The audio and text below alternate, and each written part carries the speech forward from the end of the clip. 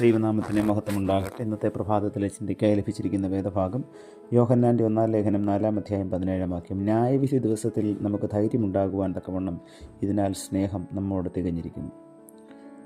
യേശു കർത്താവിനെ രക്ഷകനും കർത്താവുമായി കൈക്കൊണ്ട ടാങ് എന്ന ചൈനക്കാരൻ, വൃദ്ധനായ ഇദ്ദേഹം തൻ്റെ പുതിയ വിശ്വാസത്തിൽ ആവേശഭരിതനും ഉത്സാഹിയുമായിരുന്നു. പട്ടാളക്കാർ ക്രിസ്ത്യാനികളെ കൊല്ലാൻ ചുറ്റി നടക്കുന്ന ബോക്സർ വിപ്ലവത്തിൻ്റെ കാലമായിരുന്നു അത്. ഒരിക്കൽ ടാങ്ങിനെ പിടികൂടിയ പട്ടാളക്കാർ ചോദിച്ചു, താങ്കളൊരു ക്രിസ്ത്യാനിയല്ലേ? മാധുര്യമായി പുഞ്ചിരിച്ചുകൊണ്ട് സകല വിനയത്തോടും കൂടെ ടാങ് പ്രതിവചിച്ചു, അതെ, ഞാൻ ക്രിസ്ത്യാനിയാണ്.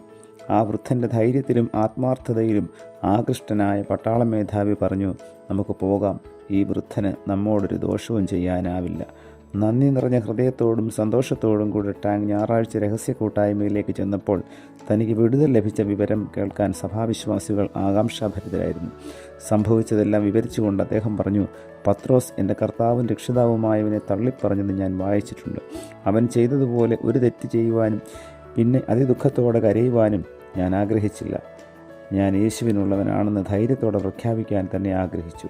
ഞാൻ എൻ്റെ രക്ഷിതാവിനുള്ളതാണെന്ന് പറഞ്ഞപ്പോൾ ഈ വൃദ്ധരെ കിട്ടിയിട്ട് കാര്യമില്ല എന്ന് പറഞ്ഞുകൊണ്ട് അവർ എന്നെ ഉപേക്ഷിച്ചിട്ട് പോയി. പ്രിയമുള്ളവരെ, ഏത് പ്രതിസന്ധിയിലും കർത്താവിനെ തള്ളിപ്പറയാതെ കർത്താവിനെ ഉയർത്തിക്കാട്ടുവാൻ തക്കവണ്ണം നമുക്കും ശ്രമിക്കാം. മനുഷ്യരുടെ മുമ്പിൽ എന്നെ ഏറ്റുപറയുന്നവനെ ദൈവദൂതന്മാരുടെ മുൻപാകെ ഞാനും ഏറ്റുപറയും എന്ന കർത്താവിൻ്റെ വചനം അനുസരിച്ചുകൊണ്ട് ആ വാഗ്ദത്തത്തിൽ വിശ്വസിച്ചുകൊണ്ട് നമുക്ക് നമ്മുടെ ജീവിതയാത്ര മുൻപോട്ട് കൊണ്ടുപോകാം. ദൈവത്തിൻ്റെ പരിശുദ്ധാത്മാവ് നമ്മെ അതിന് സഹായിക്കട്ടെ. പ്രാർത്ഥിക്കാം. പ്രിയ കർത്താവെ, ഏത് സാഹചര്യത്തിലും അങ്ങേറ്റു പറയുവാൻ തക്കവണ്ണം ഞങ്ങളുടെ നാവിനെ അവിടുന്ന് ബലപ്പെടുത്തണമേ.